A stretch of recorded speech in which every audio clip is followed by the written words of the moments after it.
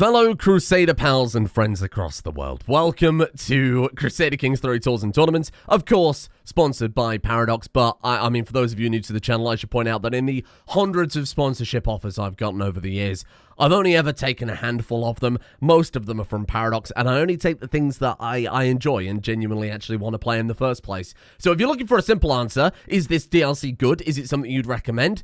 There it is. There's your answer. Yes, it is. Thank you for joining me. Thank you for watching. But for those of you looking for a bit more of a thorough answer, I'm going to in today's video play through all of the new features with a very lovely character here that I've pre-prepared. We're going to jump in and have a look not only, of course, of the features of the brand new DLC Tours and Tournaments, but the free update that comes with it. I'm going to be honest with you, I don't really know where to start because there is so much stuff included. If it takes your attention, down in the pinned comment will be a link. If you click that link, you can have a look and discover Crusader Kings III Tours and Tournaments for yourself. You will also let Paradox know that it was me that sent you. Oh, also, I have to mention, and I should mention, that there is a bundle including 3 other pieces of DLC, the Chapter 2 bundle, and it only costs $5 more, or, you know, your rough regional equivalent for that compared to Tours and Tournaments. So if you enjoy Tours and Tournaments, you think, hey, I want some more CK3, there it is. Tomorrow, though, I will be starting a whole new series, playing from scratch, you know, from some little count in Tours and Tournaments. One of my favorite old characters returning from CK2, Brother La Baguette. But for today, of course, I wanted to dive in. I wanted to have a look at those epic tournaments and weddings and grand tours earlier and as soon as possible. And how better to do that than with a pre-prepared character.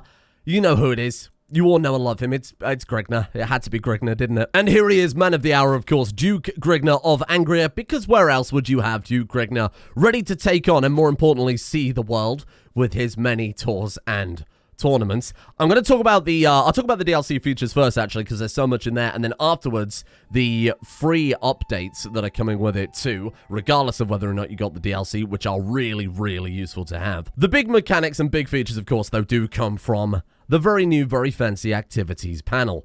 These let you go on, as you can see, grand tours, host grand tournaments, host a grand wedding. All of those have so much customization with them. The grand wedding, I think, is something people will appreciate the most out of all 3, but they've all got so much going for it beyond what you're looking at here. Then the feasts, hunts, and pilgrimages have also been reworked to use the new planning system, which of course we'll take a look at in a moment, because Grignr needs to go on a grand tour. He needs to look across his realm and understand what Angria is all about. So let's start a grand tour with Grignr. Now, you don't just click a button and some events pop up. There's so much more thought behind it, far too much for my very smooth brain to possibly comprehend, but we're going to host a magnificent tour and pay a visit to your vassals and their lands. Each stop will have a 2-month duration. You get various different rewards for doing so, as you can see, county control, popular opinion, and stress loss, and then there are also rewards depending on the success of your tour. We get all sorts of very nice, very, very powerful bonuses. It does cost a pretty penny, and even then, there's more stuff beyond that one. We can have a Majesty tour, which will give us extra prestige and vassal opinion because we're going to be particularly showy about things. We can have an Intimidation tour. Say we've got some rebellious vassals that we need to keep in line. We can turn up at their castle and show them why we are so mighty and powerful. Then, of course, there's a Taxation tour, which allows us to, well, funnily enough, start taxing people. I think for this situation, though, everybody needs to know how glorious Grignr is. So we're going to go with the Majesty's tour itself, and you can see all of the various different sites that we can select as our destinations here. So we're starting from our capital. I think we'll go, oh, why not just go clockwise? Let's go to Bremen. There you go. We're covering all the important parts of our realm. Just forget about these people over here. So we've got a brief summary of where the tour is going to, right? We can see that we're going to visit these different places. We can even reorder them if you want to make things nice and confusing, but I'm going to stick to my already quite sensible route. We get 3 options with those vassals for what we're actually going to do when we get there. So we've got the option to tour the grounds, which is going to increase control in that county. We can host a dinner, which will directly interface with the vassal themselves. Finally, we've got Cultural Festival, which increases popular opinion. Actually improve opinions of with the peasants themselves, and also affects cultural acceptance. I'm going to stick with what is chosen automatically there, because we get a nice combination of touring grounds feast, a little bit of cultural stuff there, and I'm going to end with a lovely dinner with Count Magnus. It's going to take us 3 months. We're doing 5 out of 10 of the total stops there, and it's going to cost us 70 gold to do. And that takes us to the next part of the planning screen. We've got our destinations. We know what we're going to do when we get there. Now we've actually got to plan how we get from point A to B, right? So if we take a look over this box over on the left-hand side, we've got our entourage. We can see all the people who are coming with us. We can pick our travel options. So we've got experienced captains, which lowers things like sea danger.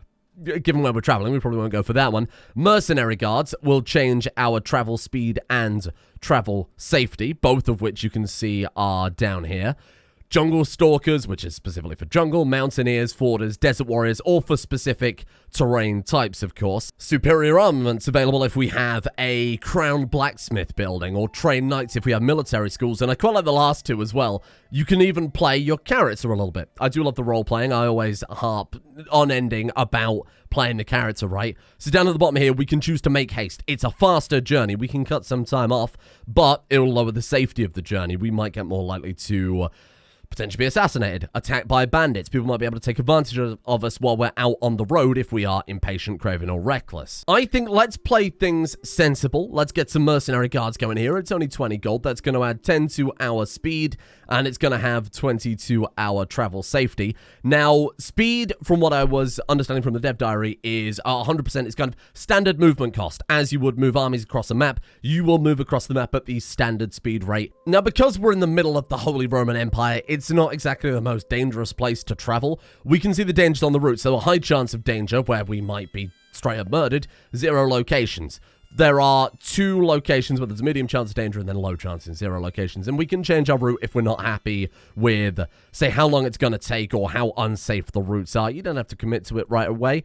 We can also appoint a caravan master based on their aptitude, similar to every other court position, right? Final thing to do is throw even more cash around. We can change our entourage. Instead of our 10 close courtiers, we can go for a small entourage. Of course, much cheaper. Might be a bit more dangerous, though. We can go for a grand entourage. Every available courtier will accompany you on the tour. We gain a lot of prestige for that because we're turning up with the whole army. Then the final little bit of customization, and I was kind of surprised when I saw this, because not only have we customized the type of tour where we're going, what we're doing on the tour, who we're taking, you can then pick, even beyond that, our personal intent, and I love playing the character. So this is amazing. Recreation, reduce a little stress, maybe some bonus to those actually appearing in the first place. Lechery, we can do a little bit of lustful activity across the realm. Altruism, of course, very good if you're playing a particularly pious character. As it says there, zealous, generous, or improvident characters may also lose stress, or we can stick with justice. Increase the control, and just characters lose a little stress. This is Grignr. How can I not go lechery? Done. That was an easy decision. And let's do it. It's going to cost us 254. You see the full breakdown there. So if you decide, oh crap, I've spent a lot of money, let's flip that over. I'm going to stick with it, though. No matter what we're doing, what we're looking at, while our character is traveling, you'll always have this view travel option. Obviously, hosting activities similar to as you would be hosting a feast or something like that. And we can see the travel, the breakdown, and those options that we chose before. We now have 12 in the entourage because, of course, we hired the mercenary captain and we hired the ambassador, too. And hey, I heard you kids love customization, so they've added even more beyond that one, so you have every little bit of detail of fine control. I mean, you are a lord after all, right? We can maybe take a detour to go through that instead. So we click Luneburg, we can select a new location on the map to actually go through. So we can say, let's go to Gifhorn before we head back and take on a few more dangers. And you know what? I want to see the sights. I forgot how much I loved Gifhorn. Let's go for it. Grand Tour. A majestic start. The time has come to depart from my Grand Tour of Angria. My court is packed, raring, and ready to go. Our first stop will be Prince Bishop Alderbert's castle over in Bremen. We're immediately going to lose some stress there, and of course we're going to gain prestige for going on a Grand Tour, right? Not only will we see our character physically move across the map, but of course we will get events for each location we go to. Who do you think you are? We can tell her that that's very inappropriate language for a duke, or we can say, I should get some rest. We're unfortunately just going to reject her either way here. Maybe he's a little preoccupied. I mean, obviously, we've got a very busy journey ahead of us, right? We don't want to make everything too awkward here by immediately falling in love with the first courtier we go to. My arrival at Prince Bishop Aldebrecht's realm in Brennan is marked with a fanfare befitting of a Duke of the Realm, and the locals clearly awed by the grandeur and pomp of my escort. You gain 75 more prestige, we lose even more stress, and every county within his realm we'll gain a control level of 10. Of course, that is what we chose to go for here. So again, this is an overview of the entire tour screen. So our first stop was tour the grounds. Then when we move on after that, we're going to host the dinner. This isn't all happening with the poor Prince Bishop. That will be putting a lot of stuff on him there. Then again, our success level will increase as we go along here. The maximum level, 2,000 prestige, 150 renown. It's massive. Every participating vassal gains 40 opinion. Every vassal you visited gains another 25 opinion on top. We can change our intent. Maybe we've had our fill of lechery, but we have not. Lorenz and Lorenz became rivals. There can be only one after all. As I am taking in all the sights of Bremen, I'm beginning to notice the absolute opulence of it all. Though merely a Prince Bishop, Albrecht lives in relative luxury and clearly has more than enough coins to go around. Looking at the sheer number of windows in his abode, I can introduce a window tax and bleed the Bishop of his excess. We could do it. We could make a little bit more cash, and I could put those cash to hosting tournaments and weddings and all the other things I wanted to do this video before I spend all the money on a tour of lechery across the HRE. You're going to pay me. We're going to upset him a little bit, but of course we did visit in the first place. Come on, pay up. 50 gold for the window tax, please. He did unfortunately refuse the tax. Damn, how am I going to pay for that bloody tournament now? As I continue to tour the grounds of the Bishopric of Bremen, my host decides to take it upon himself to show off his hunting prowess. Very threatening. I am the better hunter, though, of course. This is a prowess challenge against him, and we are playing Grignr, after all, with his 43 prowess, so I think we've pretty much got this one in the bag. We can impress him. It's a 100% chance, in fact, we will impress him, and he will start endorsing us as well.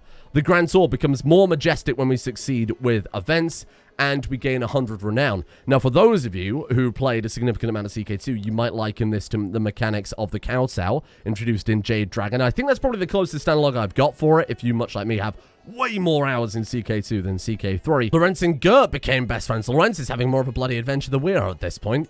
What I've done is try to rip off my vassal. Sorry, Bishop. He is impressed. That makes up for the window tax attempt, I suppose. My God.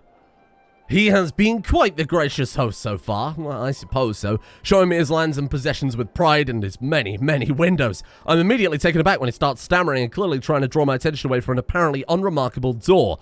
Are you hiding something from me, Aldebert? I take advantage of his moment of stunned, shameful, guilty silence to push the door open, and I'm surprised by what I find. Food, gold pieces, and general goods. It's only fair to share this with your Duke. Oh, he was hiding it. As no wonder he didn't want to pay the window tax. And with that, we've included our royal visitation to Bremen. He and his court have lined up to see me part, and with everyone present, it's time to collect tribute for bestowing him with my presence. We can take 150 prestige of his. We also gain renown, and the tour itself becomes more majestic. He's going to be upset because we're kind of pushing our right on him in that way, or we will make no such demands and make him like us a bit more. Maybe for vassals that you do like, you might want to let them off. But unfortunately, Bishop, we've seen those windows. We found out about your sneaky food room. Hand it over. And now, we move on. One day until it ends, and we move on to the next location. And there we are. Having arrived in Lüneburg, we've got an event here where we can take someone with us. It's going to make our tour more majestic because we get an extra person following along in my glorious stead. Of course, we might upset our host there if we steal one of his men. Oh, and look at this one. Moving on from the second part of the tour, Count Hermann of Lüneburg has refused to pay tribute. Allows you to rightfully imprison him. Why would you do that? It was just some prestige. Oh, and to add insult to injury, they probably heard about the window tax, to be fair. As my entourage comes to a halt at the gates of Hanover, the call is made for Count Christian of Hanover to receive me. But it's become clear. I've been turned away at the gates. Another one? How dare you? I'm so reasonable. They know that they've got far too many windows for me to comprehend with. Fine. Break down the gates again. I'm taking that gold one way or another, damn it. I spent a lot of money on this tour. Finally, a man of goodness and honor, Count Magnus. He's not afraid to show me his windows, or I suppose lack of. What was that? 1, 2, 3, 4, 5. Just got to keep a head count here. And finally, of course, you know the rules. It's time for tribute. Hand it over. Oh, this is kind of cool. As we're moving on to the penultimate site here, Prince Bishop Imed has asked me to go and visit him instead. I'm sure he has absolutely no ulterior motives whatsoever. The oil lamps cast a light so feeble it's nearly imperceptible. The old servant finds us some food. Fish. Unspiced. A British delicacy. He promptly excuses himself to go to the train, accidentally bumping into me on the way. My guards will have a chat with you, Prince Bishop, or what are you doing? There's a 38% chance that he's trying to steal from my pockets. I think we were not going to allow that. We've been very cruel to our vassals so far, I think. Let's make sure that he knows that we are We're not here to mess around. And that's it. The tour has come to an end. Aldebert seems to get quite a lot from that one. We got itinerant liege for 20 years and 2,000 prestige. I mean, it's quite a long, enormous event chain and very expensive too, of course. That gets me thinking, of course, for a tour of lechery. We didn't really do much lechery, did we? Sadly, we did have to skip over 3 of the places because they barricaded the doors. The poor guy didn't fall in love. He didn't find a spouse. Luckily for us, we gained enough renown to pick a dynasty legacy. And oh, would you look at that, there's a brand new tree of activities, the first of which, traditional Grignrson weddings. Weddings are, grand weddings specifically, are 50% cheaper. They gain plus 15 bonus to acceptance, and they will generate a temporary strong hook on the lieges who enjoy us at grand weddings. I feel like I've got to do it, right? Now, the grand wedding, unlike the tournament and the tour, we can't just say, of course, we're gonna find a wife. And the cool thing about having a grand wedding, about promising someone a grand wedding, is it allows you to marry above your station. Maybe we can marry an empress's daughter or a princess. So by toggling grand wedding, we do have to promise and deliver on that grand wedding. We have 3 years to fulfill our promise, otherwise there'll be serious consequences. And of course, it's a wedding. It's going to be very expensive. Average cost is 200, but that's just for your standard grand wedding. We could go with alliance power. I want to marry a powerful ruler, somebody who can back us up in wars. Now you can see that the strongest one we can marry by doing that is to go with 3,400 troops. If we say grand wedding, that's going to change so that we can marry Cecilia of House Normandy. I feel like it's going to work a lot better for us. 7,000 troops. I mean, at the low cost of 200 for a potential alliance there, why not? To the implacable Grignr, I will gladly accept your betrothal proposition. You will be betrothed to my daughter Cecilia, and I will look forward to the promised grand wedding. Do not disappoint me. Oh my god. What the hell do you mean I've inherited the Holy Roman Empire? Well, that was unexpected. No! I'm supposed to be showing off a DLC. Oh, suffering from success. You are now a mighty Kaiser, aren't I just?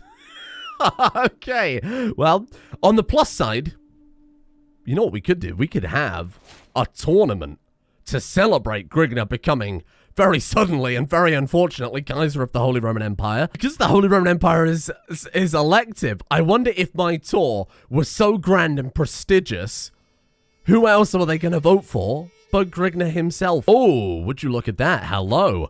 Now, another feature of the DLC that you might have been able to infer from the fact that they are over here next to the grand activities, the feast, the hunts, the pilgrimages, all from standard Crusader Kings III that have been there since the very start, have also been overhauled with this DLC to use the new DLC features. You don't just simply plan a pilgrimage, you don't just simply plan a hunt, you don't just simply plan a feast. You get all sorts of new different ways you can do that rather than the standard feast that you might be used to.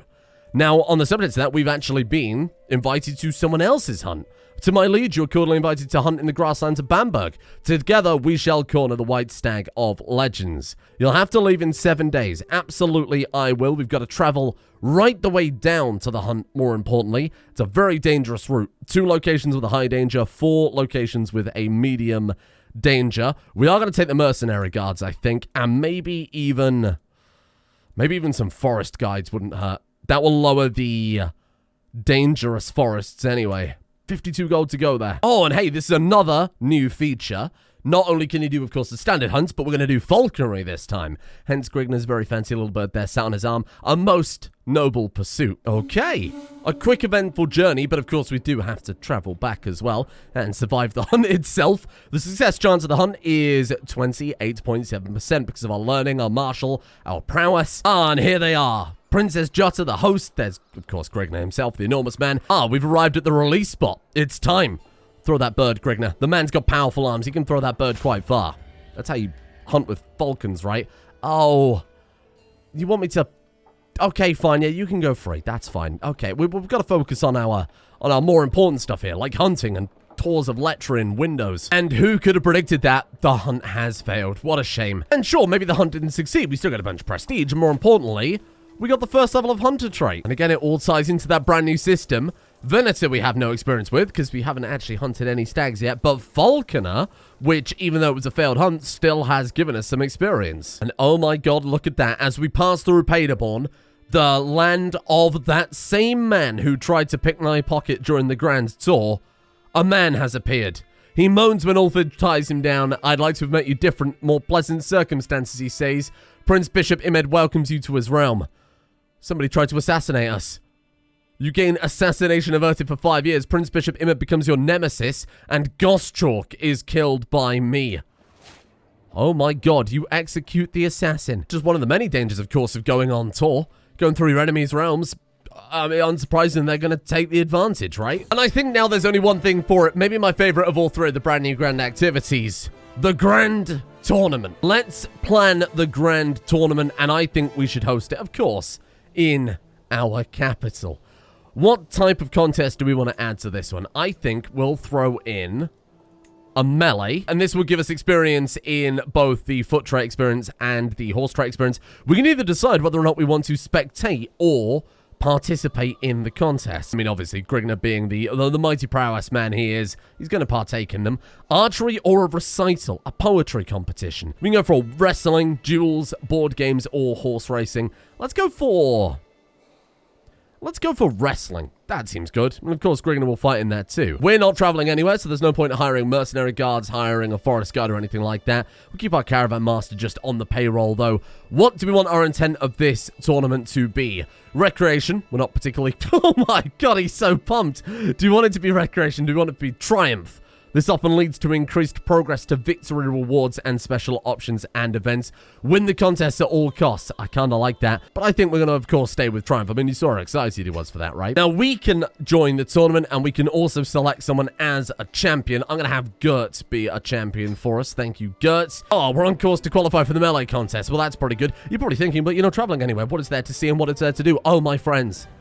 Welcome to the tournament grounds of Grignr's Grand Tournament. Nothing is quite yet open for business. The tents are shut for 21 days. Same with the artisan corners, the tourney grounds, the taverns, the temples, and the villages. We are in league to qualify. The current qualification threshold is 20. We have 25. We have to win in enough tournaments to, of course, progress on and stay on right there through to the final.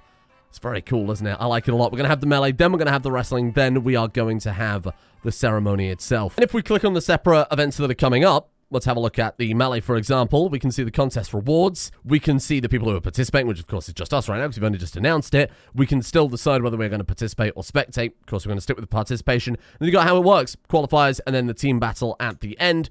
Wrestling, slightly different in the actual structure itself. Qualifiers, quarterfinals, semifinals, and then finals. That's just a simple 1v1. And then, of course, we are the only participant in that one. Actually, look at this. We can see who's turned up. The favored contestants. Kaiser Grignr of the Holy Roman Empire.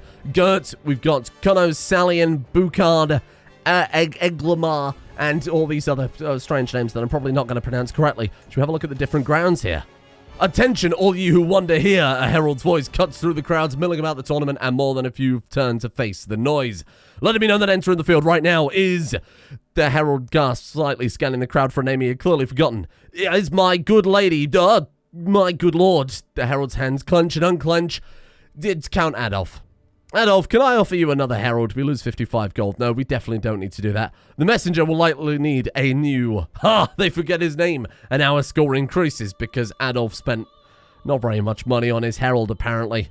Fine. That will, of course, increase our rivalry with him because we're mocking his herald and his lack of gold. We can't visit anywhere else for a few days on cooldown. It's 20 days between each one, and then we'll automatically visit a place if we forget to, if we're busy doing other things after a certain amount of time. Ooh. Hello, a duke arrived. Princess Jota.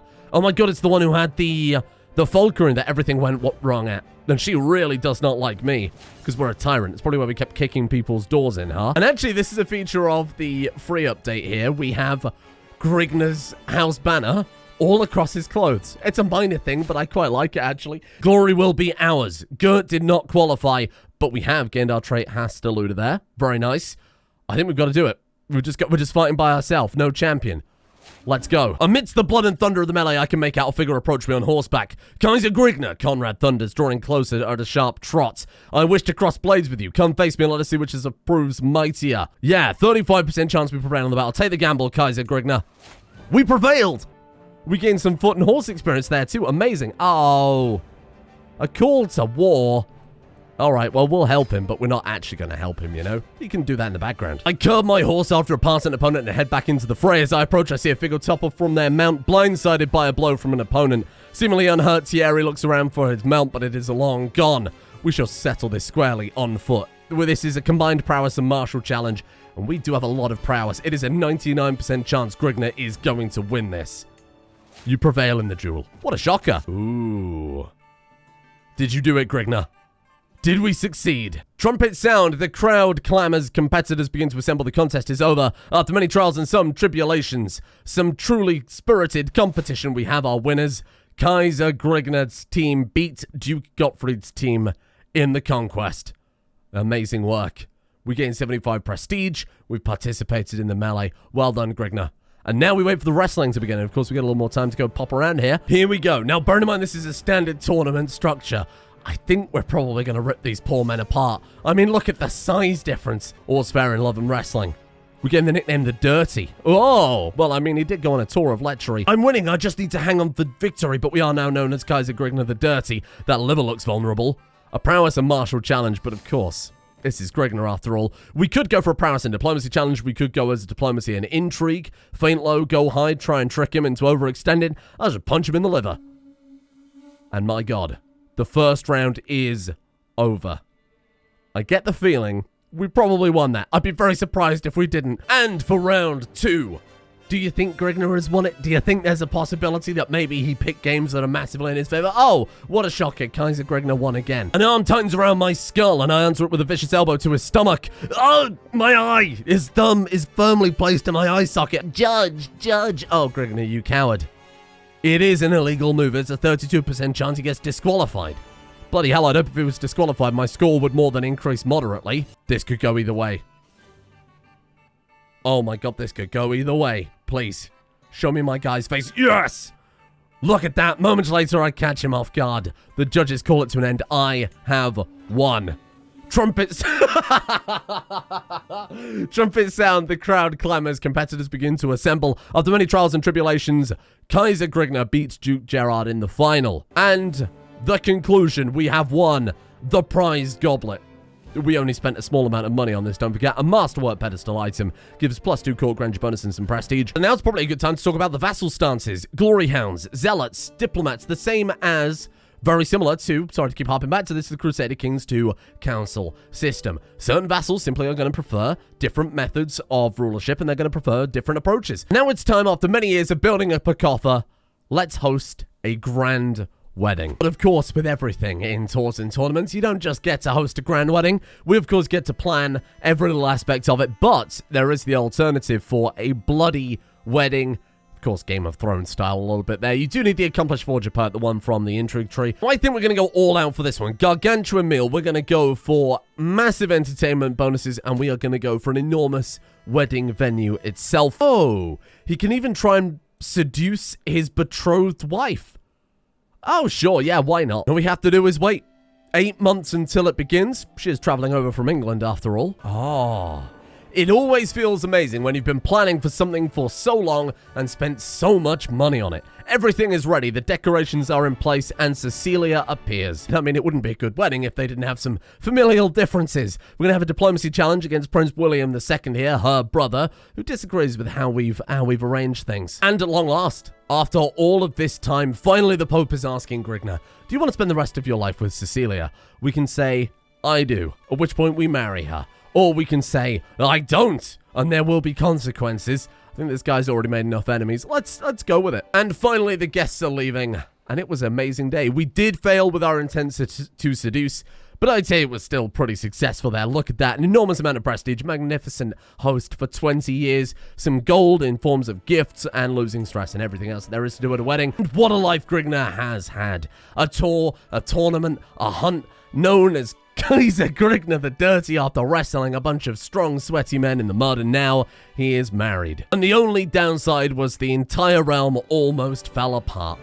Wow. And there was a huge amount of mechanics I wasn't able to touch on in this, so I will briefly run through all of the things you can expect to see, of course, along with the pretty incredible grand tournaments, grand weddings, grand tours, feasts, hunts, and pilgrimages, all of which have those new mechanics, the plannings, and even the old things getting the new tiered traits, which I really, really like. I think that's a much better system than the way it was before. In the Knights tab, we can give people custom accolades. Let's take our mayor friend here. He's the first of the Kaiser's Guard. We can give him different accolades, which will affect... He unfortunately is pretty terrible, so I can't change those. But that will affect what he will grant to us, because every good ruler wants good knights under his stead, and those knights are going to impress other people, and in turn, they will be impressed by us. I'm going to name him Cool Guy Nightman and create a whole new accolade at the cost of some prestige, of course. I mean, there's a whole new bunch of features beyond that, too. We've got new character arts, new outfits, accessories. Now, as for the free update, there's a lot of features that we've sort of looked at, but the free update is, of course, going to act slightly different to the DLC. Regencies have been massively overhauled, something we're not going to have time to look at today, and something we didn't get the opportunity really to look at while we were out there touring.